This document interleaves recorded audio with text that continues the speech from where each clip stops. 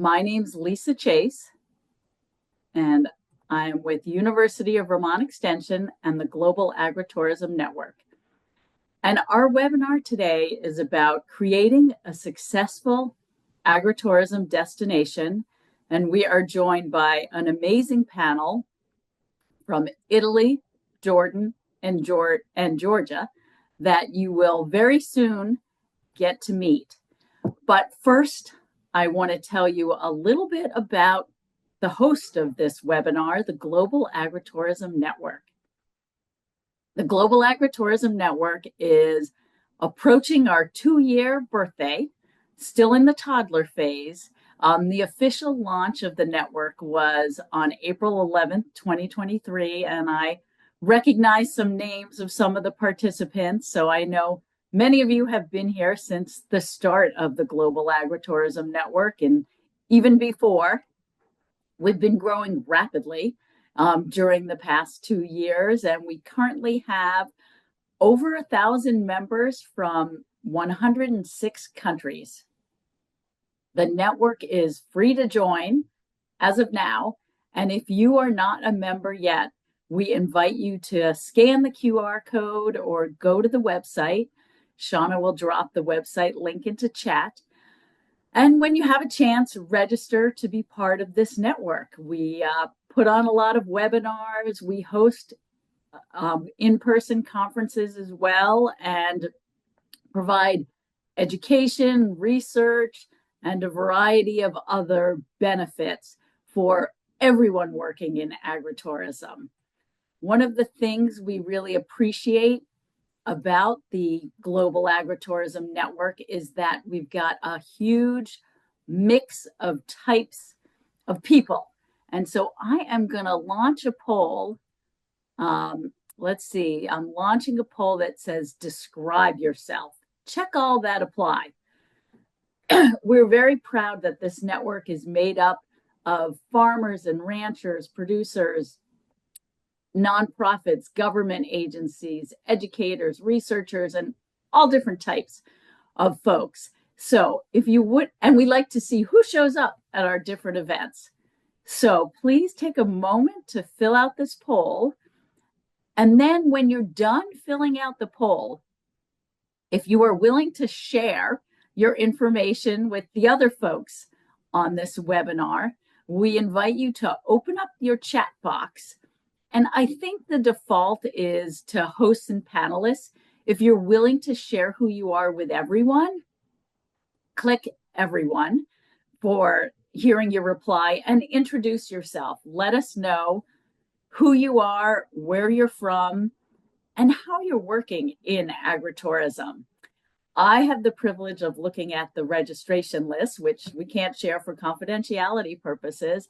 And it was amazing to see we had over 250 registrants from all over the world and working in all different types of agritourism. So feel free to introduce yourselves in chat if you would like to share who you are. No obligation, of course. I'm now ending the poll and sharing the results. So we can see that we are, let's see, over a third farmers and ranchers, about a third researchers. We've got quite a few tourism professionals, business managers.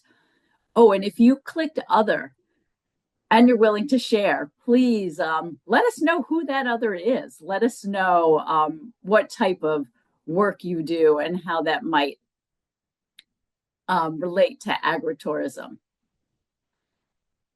Now that we have a sense of who is in this virtual room with us, we're going to move on to today's webinar topic, creating a successful agritourism destination.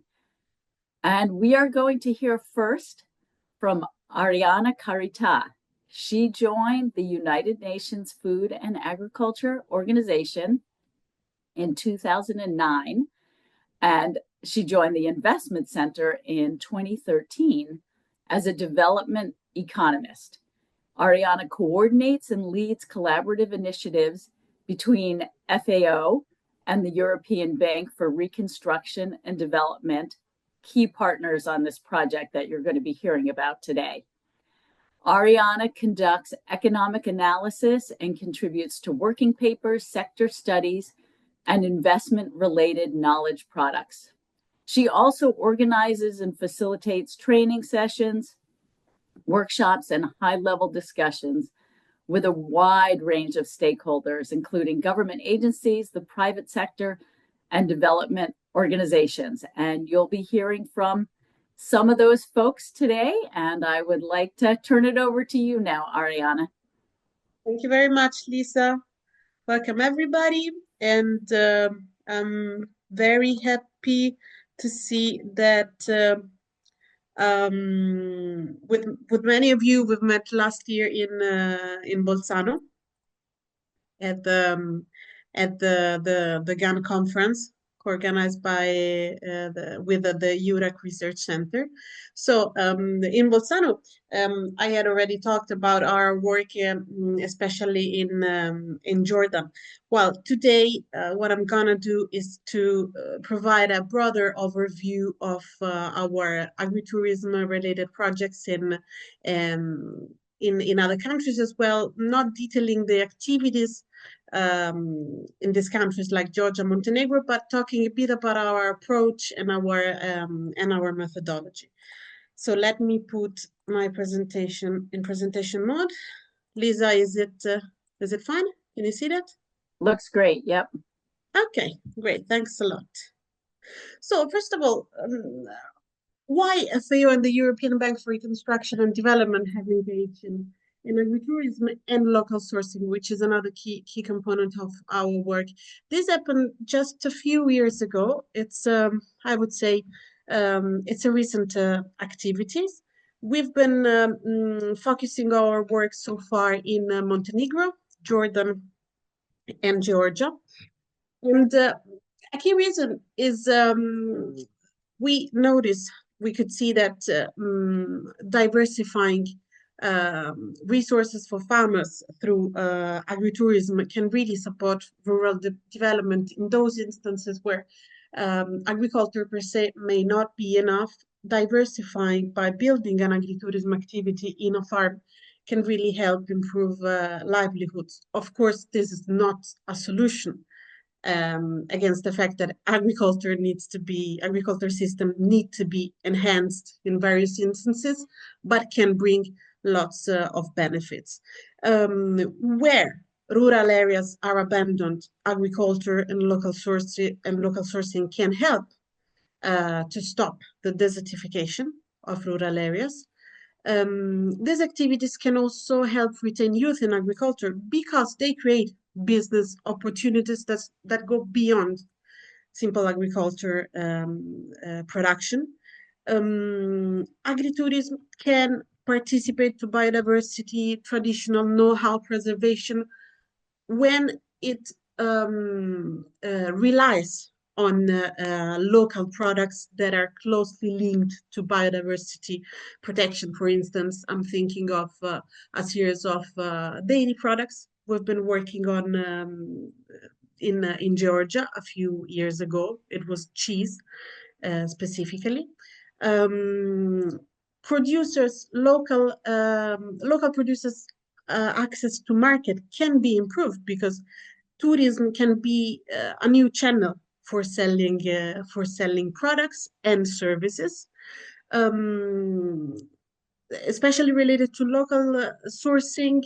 Local sourcing can really help improve or boost the image of a country or of an HoReCa structure. Think of a restaurant sourcing local products that can really help enhance its brand image, especially in those instances where there is a bit of mistrust against big hotel chains, big hotel players.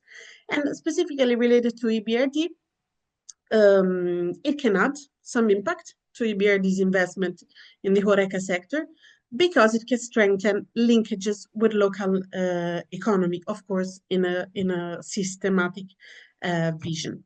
Our methodology in these countries has been similar First, we started with a needs assessment. So what does a country need to advance in terms of agritourism?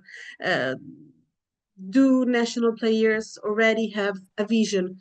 Is there a regulatory system in place? What's the type of structures or the type of offer that a country has?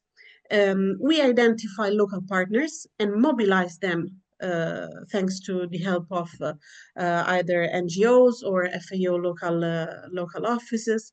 I'm thinking of Elcana, for instance, in Georgia, we have representatives here today, Agrigiuchiamo in Italy. Again, we have staff today participating in this seminar, which I would like to thank a lot. And then we work with national stakeholders really to build a vision, a concept for agritourism, because it can vary from country to country, of course, based on what the country has to offer in terms of farming, natural resources. For instance, we noticed that in Georgia, the agritourism concept is more related to the concept of rural tourism, which can differ from Jordan, from Italy, from other countries.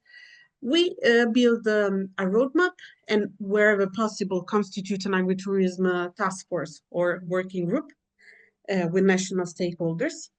Then what we did was identifying target local products with potential for local sourcing and agritourism. For example, in Jordan, we've been working a lot on pomegranate. We've been working on olive oil. In Georgia, it was the case of cheese. In Montenegro, another team worked on preserved meat products. Then we, when we are at this stage, normally either we consolidate existing resources or we build new ones. For example, and I think Shauna is going to share the links in the chat. In Jordan, in Georgia, we published a catalog of agritourism itineraries in Samtskhe Javakati region, which is a stunning region of the country. In Jordan, we developed a guide to build successful agritourism. I'm going to say a few words about it in a few minutes. We also developed a catalog of the key agritourism experiences in the country. And then we provide additional resources like today, webinars, capacity building on issues as food safety, marketing, promotions. We tend to have chefs meeting with producers for them in tradings for them to exchange knowledge on how to better enhance and promote local products. We organize study tours, participate in promotional activities or international events where networking has really a big role to play. And there's lots of communication about it. Today, we are talking about Jordan. The FAO-EBRD project expired in December, but we're still keeping up the network and promoting what we did, because of course the work will have to continue at national and international level. FAO suggested action when it comes to agritourism development. We call it directions, but it's really more about hints. Suggested actions are to improve market linkages and work on short supply chains, focus on high quality food products and services. Those food products were really tradition, human factor, natural resources, biodiversity have a big role to play. Raise awareness with local communities, with local people on the cultural heritage, the biodiversity, and involve them as well as governmental and private sector actors on the development of local strategies. Train farmers and service providers, train them constantly through project life cycle, and leverage agritourism law and standard definition, because it's very important to have a solid legal framework when it comes to agritourism. Also, really to understand for the private sector, for farmers, what they can really do out of their agriculture activity if they want to build services that are of an agritourism type and not just related to production. Today, what we wanted to do is to present you just a few seconds an important product we released in Jordan, that is this guide on creating successful agritourism experiences. We call it a practical guide because it provides, it was done in Jordan. It was finalized a few months ago. And it wants to give a strategic direction for farmers and rural tourism, small and medium enterprises, to integrate tourism into simple farming. We did this product with EBRD. We wanted to identify what are the benefits of agritourism, but also what are key challenges, barriers, and practical investment tools for farmers and rural tourism enterprises. This product that we are promoting and sharing wants to support our initiatives with the EBRD to develop short agri-food supply chains, especially in the area where our service at the investment center concentrates, that is Eastern and Central Europe, Central Asia, and the Mediterranean. And what we did is to include international best practices, trying to emphasize the strong and deep connection between agritourism, tourism, agribusiness, gastronomy for increased rural economic growth.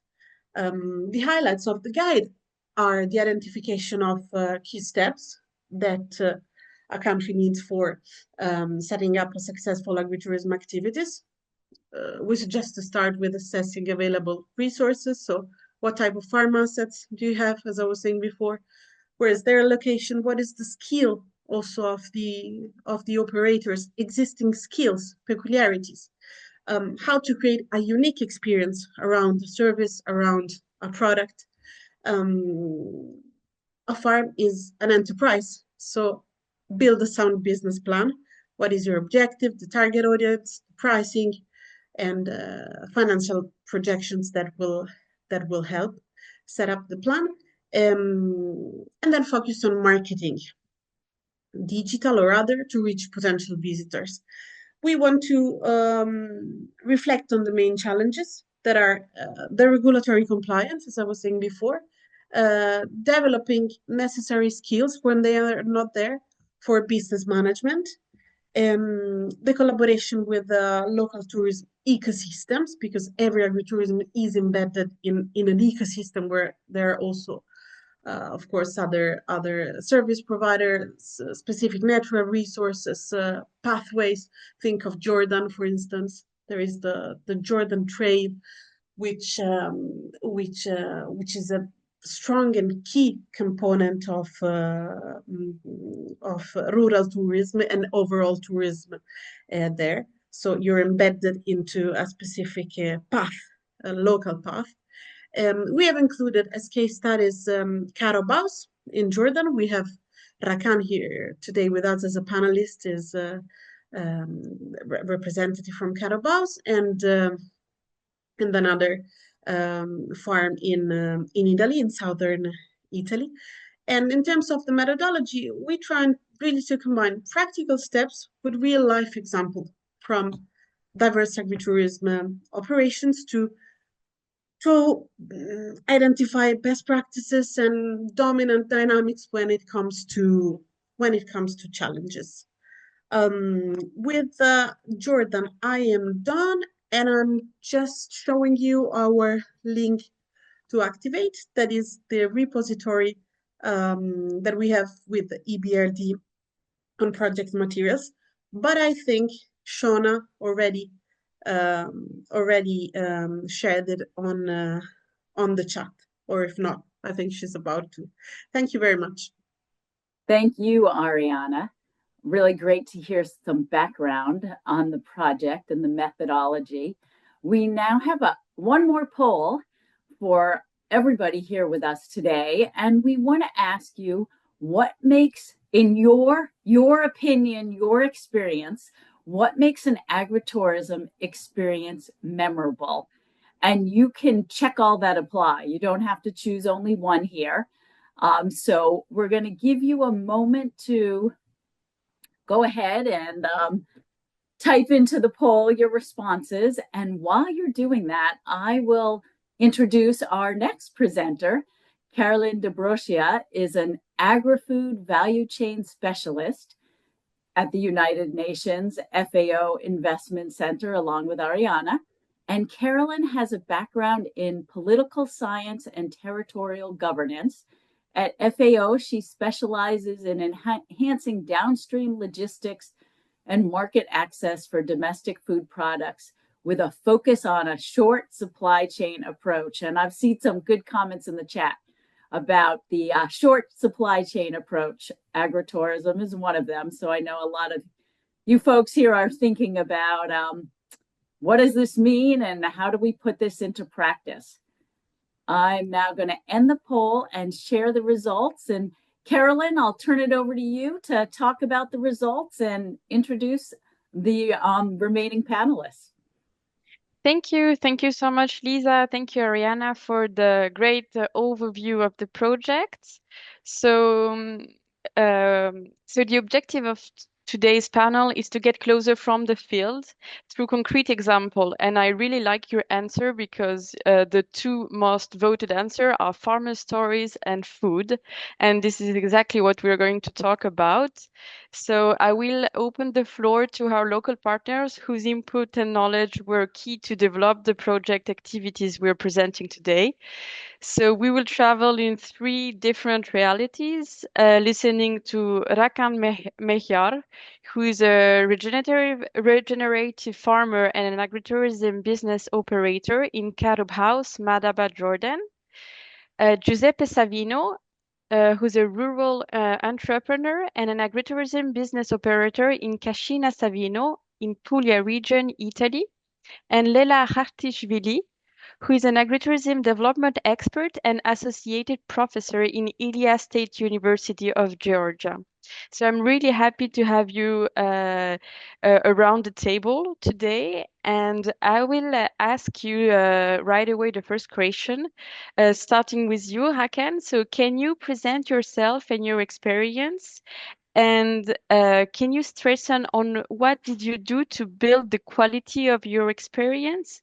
And what were the key challenges when starting this agritourism business? I will ask the same to Giuseppe. Thank you. Over to you. Cool. Thank you. Thank you, Caroline. Happy to be here. Nice to see a lot of the people we worked with over the past couple of years on developing the catalog and everybody else as well. So to introduce myself, and I know I have instructions to stay within a 5-minute boundary, so I will stick to my script then. I grew up in Jordan, in the outskirts of the capital city, like in between the city and the countryside. During my childhood went over mostly in the 1980s, where I remember the wheat fields and the agricultural fields that I played in as a child, and then I've witnessed it. I witnessed firsthand how it turned into a concrete jungle that took over the agricultural fields that I used to play in. And that sort of overtake was due to colonization of indigenous farms by the forces of free trade and urban expansion that did not put as much importance on preserving the agricultural soil we have, the food basket of the city. And now every time I pass through this area where I commute north and south of the country, I feel that child inside me is still really angry and really sad as well. So that early connection with the land and its loss left quite a mark in on me.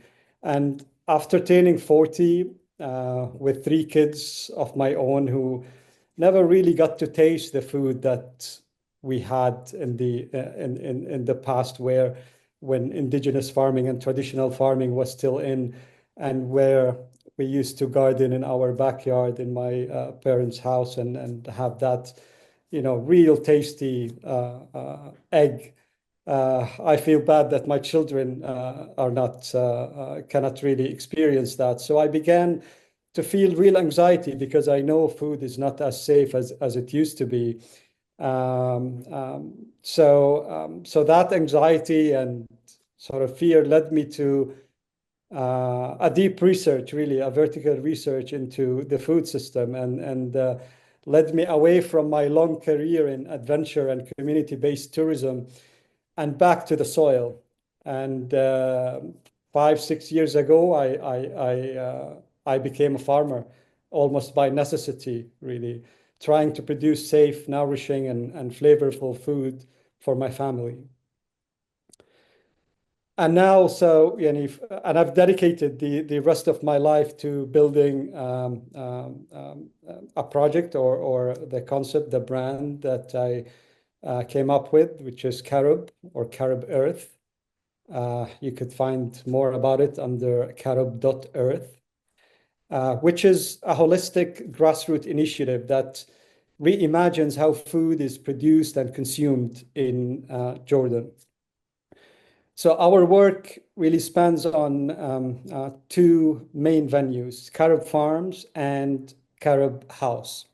On Carob Farms, we practice regenerative and permaculture farming to demonstrate how ecological methods can reverse climate degradation and grow abundance.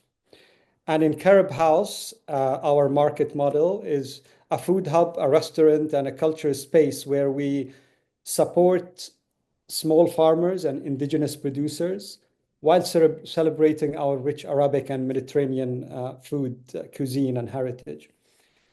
So we integrate informal education. So education for us is a big pillar, because I feel we've been brainwashed out of our indigenous knowledge and traditional knowledge to the benefit of corporations and industrial models. So we lay a big importance to integrate informal education into everything we do. So between Carob House and Carob Farm, we run agritourism experiences that we develop to be recreational but also educational, tackling themes like food security, food sovereignty, climate change, soil health, composting, and more. So agritourism has become one of the most effective tools to build awareness for us here and our little community, to exchange knowledge and grow resilient community aligned with the global green movement that we hope to see it take over the hideous systems and where the politicians and the war machines are taking us these days. So you've asked about challenges. Sorry. Maybe 1 minute about challenges, and then we will hear Giuseppe. Sure. So the main challenges I will tap on, of course, there's many due to global warming and climate change, but for us here in Jordan, being in this region in the Middle East, the fluctuation in tourism due to the regional geopolitical instability often disrupts our ability to plan and sustain the programmings that we work on. And there's a lack of structured government support in agritourism in Jordan. It's a new sector, relatively, so it hasn't got the most attention yet. And most of our progress has come from grassroots effort, from trial and error and collaboration with like-minded individuals.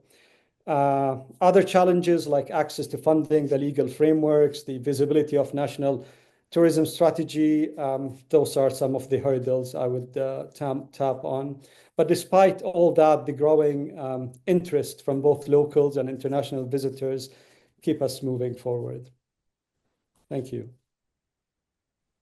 Thank you, Hakan. It's very interesting to hear your story, but I will leave the floor directly to Giuseppe because we want to hear stories. Okay, thank you, Caroline. Hi to everyone. My name is Giuseppe. I have been driving a tractor since I was 5 years old. As a kid, I hated watching my father and suffer because he had to sell his grapes and tomatoes at a very low price. I promised myself that one day, maybe, I will try to change the way we do agriculture. Maybe someone here want to change the way to do agriculture today. I put hard to bring this vision to life. When you have a dream, you are alone because only you see the dream. Only after a long journey, the people starting to join to you. I left my job. I working with helicopters and follow this dream. And next, Caroline. I am a founder of WhatsApp. WhatsApp is in English go-to. When I talk with my father, I have a dream, and my father say me, go-to, don't dream, because in agriculture, more farmers don't dream, only work alone. After quitting my job, I started a project with a group of the young professionals from different backgrounds in agriculture, always for solve a problem, all together from agriculture, not other professional. We wanted to change agriculture starting from his heart, the farmers. So we begin to be listing sitting farmers homes one by one. And we discovered something powerful. The biggest problem for farmers is not the market. The very biggest problem is the loneliness. More big is the tractor and more big is the loneliness. The more land a farmer owns, the more alone they become. And the lonelier they are, the lower the price they receive. So we started organizing farmers' dinner. 20 people inside the house of the host who is the farmer that opened the door and welcome other farmers near. We have now listened to over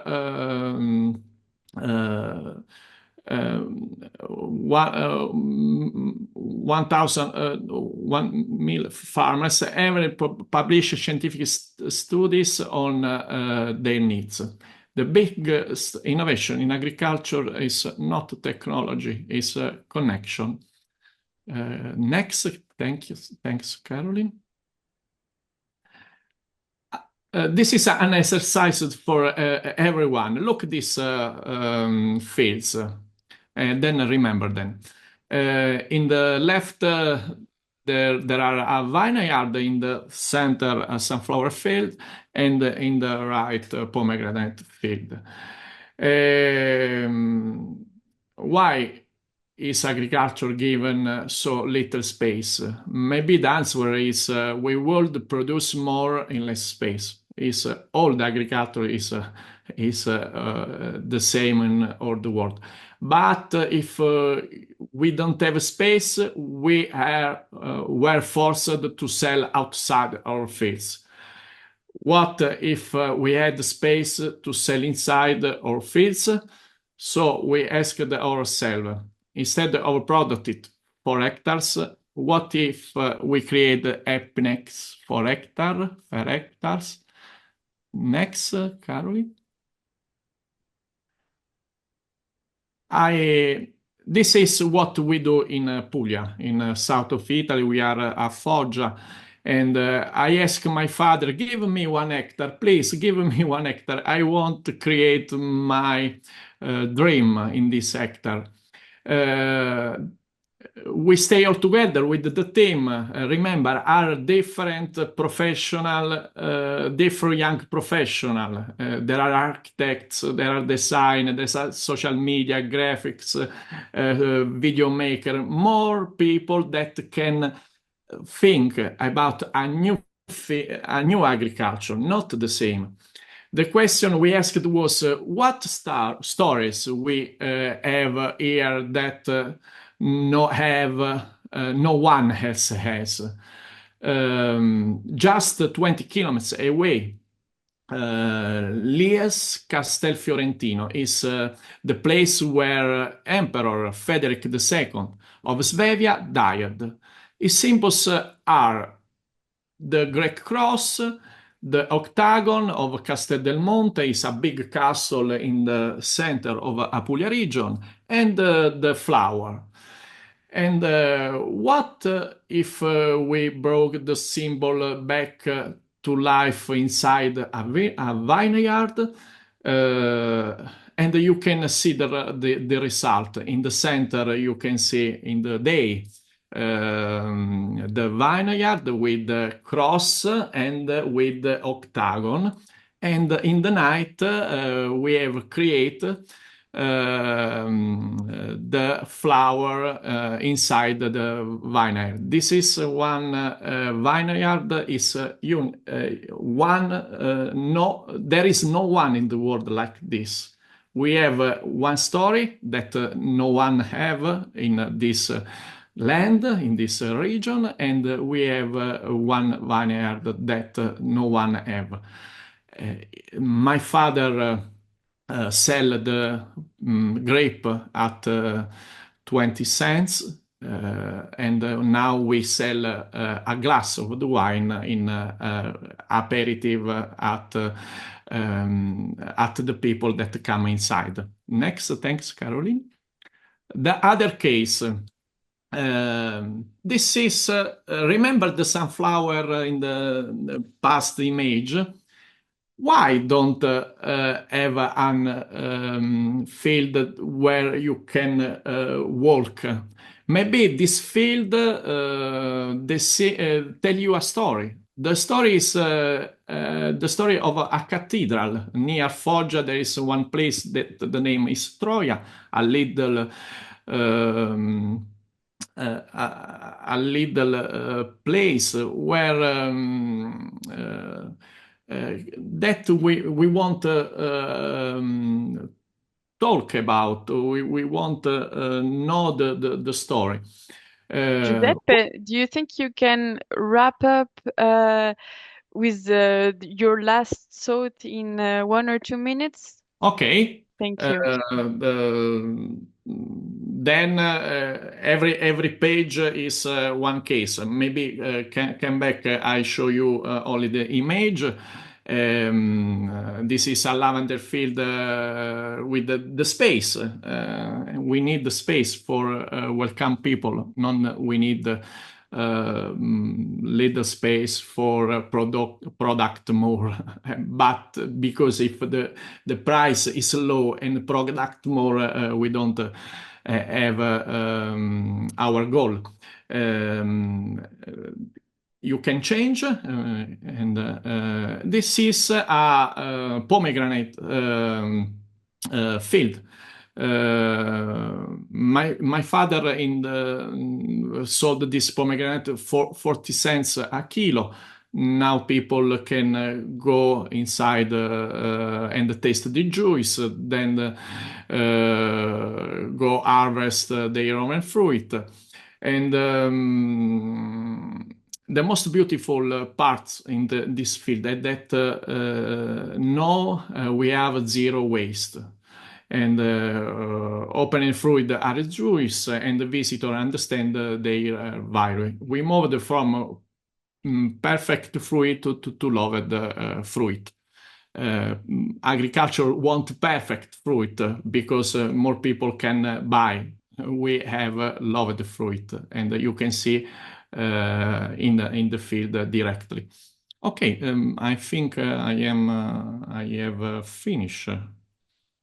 Thank you. Thank you, Giuseppe. And please check Giuseppe's experience on his socials that were shared by Shona on the chat, which is very inspiring. Lela, you're not exactly an agritourism operator, but you've seen many experiences in Georgia and all over the world. So for you, what differentiate the quality of an agritourism experiences? Thank you. Hi, everybody. I have been working on rural and tourist projects more than 20 years, and almost 20 years ago, with my colleagues at the Biological Farmers Association, as Ariana already mentioned, this organization, because this was with other partners involved in FAO-EBRD project, we initiated the first to develop rural tourism network in Georgia. It was non-formal network based on farmers association. And but those period, it was 20 years ago, we have no idea how to distinguish rural and agritourism. So alternative forms of tourism were new for us, because Georgia traditionally is touristic country, but mostly we are known as a resort country, spa, mountain and sea resort country. So this alternative tourism needs another approach, and we started to develop and think about tourism as a mechanism, and to develop regions and diversify or revitalize rural areas. So we start, and my experience, I had also experience working as a tour operator, and I already knew what was the main demand, what the tourists were looking for. Now we name explorers and not tourists nowadays, because every the visitor has their individual approach, and we are looking for new adventures and emotions and memorable experiences, which very well meets to agritourism product and experiences. So, as you asked me, due to the agritourism experience, due to the nature of agritourism, the quality of the visitor experience is shaped by several key factors. First is quality of food, clean environment, and meaningful interaction between host and guests, and diversification of farms, as my colleagues already presented. So availability also to have eco and nature-based trails around the farm, not only being the farm, but around areas. It's very important. This comprehensive agritourism product can be offered by a combination of these elements. But however, the quality of the experience is really primarily driven by the level of visitor engagement in agritourism activities. Engagement is really key, like Rakan and Giuseppe already talked that. Passive observation is not enough, right? Visitors gain more experience when they touch the things, when they actively participate, for example, helping harvest, or cooking with local ingredients, learning to make wine or another product. So, because learning adds really depth, learning, the educational component aspects make the experience meaningful. When guests understand what they are doing or why it matters, like learning about traditional methods or biodiversity or environmental or sustainability or etc., and storytelling, hear the stories and get touch with living culture closely, they connect emotionally. Then this emotional aspect really makes memorable experiences, right? So level of engagement is important, and this approach aligns with experiential tourism and slow tourist trends, which is very trendy now, and it's especially relevant for younger or conscious travelers and urban dwellers, also looking to reconnect with nature and traditional knowledge. I am briefly. Thank you so much, Lela. It was brief and concise, and it's interesting that you are the three of you are coming from either agricultural or tourism backgrounds, and it reflects a bit how what is the path from being a farmer or being a tourist or being a tourism expert to linkages through agritourism. So it was interesting to see your path into agritourism, and in the guide and other project activity, we really stressed the importance of the agritourism environment as a key for success. Giuseppe, you started your presentation saying a farmer is alone. And Raka, it's a bit what you said as well. But I know you contribute daily to strengthen your region or your country agritourism sector. So can you say a word about how your region or your country is becoming or is being an agritourism destination, and what did you do to contribute to that? Giuseppe, you can start. Okay, thank you. We are now building a new model, an agriculture franchise to multiply the kinds of field across Italy and Europe. Yes, there are other you-pick farms in Europe, in all the world. But many of them have become like shopping malls in the countryside. Our goal is different. We want to heal people, heal land, help young people to stay, don't go away. More young people in Italy yesterday in the biggest journal in Italy. This is the principal notice. Involve elders and vulnerable communities. When the people leave their homes, they are not just looking for food. They are looking for life. For words that upfit, for experience that inspire. After the COVID is very, very important, this. In our fields, visitors are welcome at the entrance, not like when you go to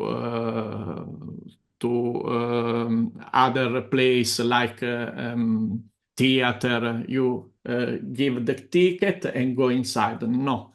When you come in our fields, I want to look in eyes everyone. I want to talk with everyone. I want to tell a story of this land. Then you go inside. Don't go here for buy 3 flowers. Maybe the same you can go in the flower market and in the 3 minutes you can buy this. In our fields, visitors are welcome at the entrance at the entrance and thank it when they leave.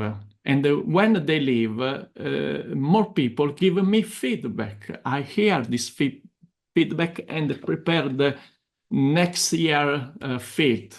Okay. We invite them to feel something real, deep, and lasting. Today, the European Union finance tractor, always tractor. Most big tractor, you are a good man. But we believe that one day it should start finance at tractors. It's the same words, but have one A in the first. A tractor. I need to have a piano inside inside the sunflower fields, inside the lavender fields, and maybe one piano with one boy that don't go away from my land. With the WhatsApp, we are building a training path in a motivational agriculture. Motivational because more farmers are alone and we need motivation. We need to know that another farmer have a goal in the life. Not agriculture 4.0 or 5.0, but agriculture of human relationship. The future belongs not to those who produce the most, but those who produce food that is. Thank you. You can show the next slide with my mail where we are. You can write me. This is the people that come inside, and this is another story, but I tell you in other talk. Thank you. Grazie. Grazie, Giuseppe. Thank you so much. It's really, I will wrap up afterwards. So Lela, please go. Okay. You mean, okay, what makes our country agritourism destination? Actually, first of all, the country is agriculture with rich living culture and heritage, and numerous endemic plant species exist, and there are ongoing programs also how to restore old traditions. Agritourism became like a popular, or government and country government took more attention on this field. Now we're trying to restore forgotten crops, and even investigate all recipes and restore culinary traditions. And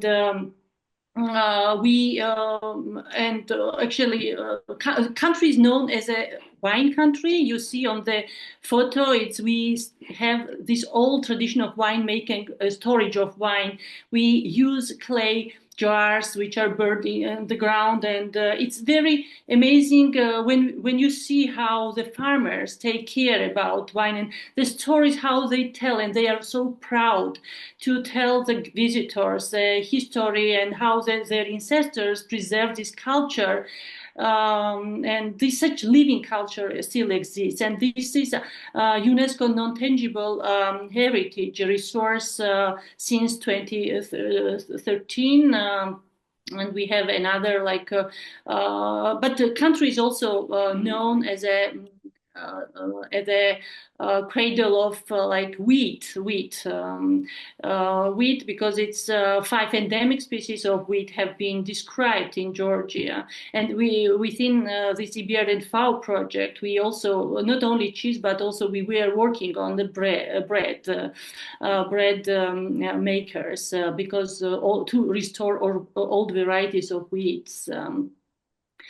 So the main we are looking for to restore these unique aspects what we have in our agriculture, and involved in our agricultural offerings, because this is not only the product, but what is behind this product, the stories behind it is important. So these main assets are important, and plus the effort of from government and private sector how to push this agricultural development of this product. And within this EBRD and FAO project, I remember when we started to describe what was the concept, and we developed, upgraded the standards, also quality standards. Here I want to mention about Georgian Farmers Association also, who initiated to develop agritourism law. And then the first time this year, we have some incentives for our farmers. We are offering some incentive. Entrepreneurs involved in wine tourism and agritourism will be eligible for tax exemptions on their income up to a certain limit as part of new incentives. So this is very important to. We have assets. We are agriculture country, but now we need programs and support farmers to develop there, because you see we have these traditions and this product which is valuable for agritourism, which adds value this adds value to tourism. This you can observe in Georgia from how the people care about the sheep, and they make a cheese, and how they are packed and sold in HoReCa sector. I think I don't have minutes. I don't want to take minutes from my colleagues. Thank you so much, Leila. And it's interesting to understand how agritourism is linked to policies on the territory. Rakan, do you want to add 1 minute on what are your work for Jordan agritourism at a broader picture?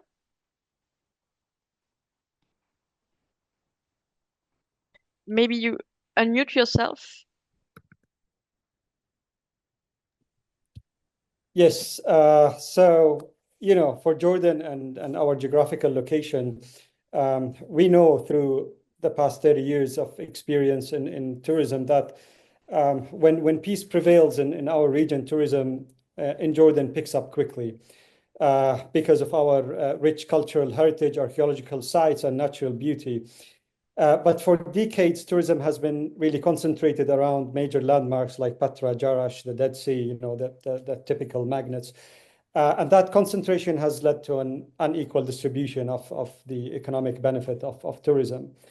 So throughout my 20 years in adventure travel, before getting into agriculture and agritourism, I worked to shift the narrative, designing itineraries that go off the beaten path to highlight Jordan communities, landscapes, and traditions. More recently, with my work with the wonderful team of FAO, Ariana, Caroline, and everyone else, I was tasked to map out different, agritourism experiences in Jordan, and I focused on assuring that, in the criteria, we target traditional and indigenous farmers and connect them to tourism because I know what the struggles they're going through and how tourism can diversify income through hosting, storytelling, and food culture.